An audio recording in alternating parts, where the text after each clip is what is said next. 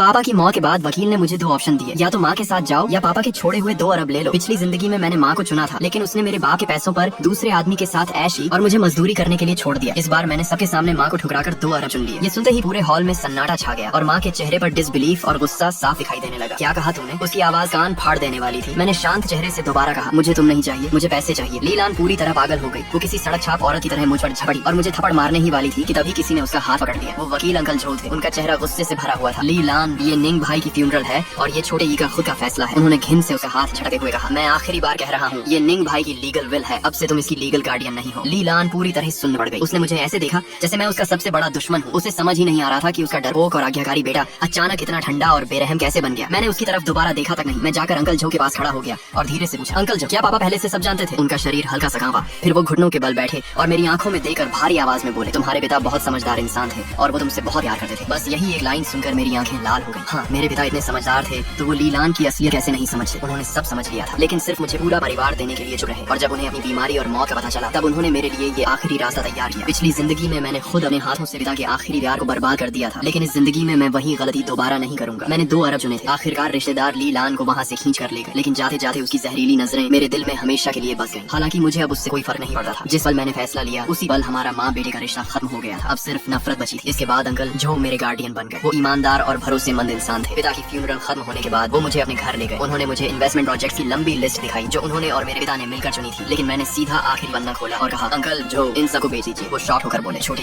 ये सब blue chip projects हैं, तुम्हारे पिता ने इन्हें बहुत सोच समझ कर चुना था। मैंने सिर हिलाया, बहुत स्लो है। फिर मैंने उंगली रखी उन छोटे छोटे कंपनी नेम्स पर जिन्हें कोई जानता भी नहीं था। सारे पैसे इन कंपनीज में डाल दीजिए। अंकल जो ने भौहें सिकोड़ दी। टेंसेंट, अलीबाबा, ये कैसी कंपनीज हैं? मैंने इनके बारे में कभी नहीं सुना। इन्वेस्टमेंट कोई मजाक नहीं है। मैंने उनकी आंखों में देखते हुए पूछा, क्या आपको मेरे पिता पर भरोसा था? उन्होंने बिना सोचे कहा, बिल्कुल। मैंने शांत आवाज में कहा, तो इस बार मुझ पर भी भरोसा कर लीजिए। पापा ने मुझे सपने में बताया है। ये बहुत खराब बहाना था, लेकिन शायद मेरी आंखों की शांति देकर वो मान गए। उन्हें नहीं पता था कि जिन नामों पर मैंने उंगली रखी थी वही आने वाले 10 सालों में पूरी दुनिया बदल देंगे और मैं उन सबसे बड़ा हिडन शेयर होल्डर बनूंगा। उस दिन के बाद मैंने अपनी जिंदगी का नया लक्ष्य तय कर लिया, आराम की जिंदगी। पिछले जन्म में मैं मजदूरी करते करते मर गया था। इस बार मैं सिर्फ आराम से जीना चाहता था। मैंने सबसे अच्छे प्राइवेट स्कूल में एडमिशन लिया, पढ़ाई के लिए नहीं बल्कि अच्छे माहौल और टेस्टी फूड के लिए। मैंने जिम जाना शुरू किया ताकि फ्यूचर में 6 पैक और परफेक्ट बॉडी बन सके। मैंने चाइनीज कुजीन से सीखनी शुरू की, खुद शराब बनाना सीखा सिर्फ अपने टेस्ट के लिए। बाकी सारे काम मैंने अंकल जो और उनकी बनाई प्रोफेशनल टीम को सौंप दिए।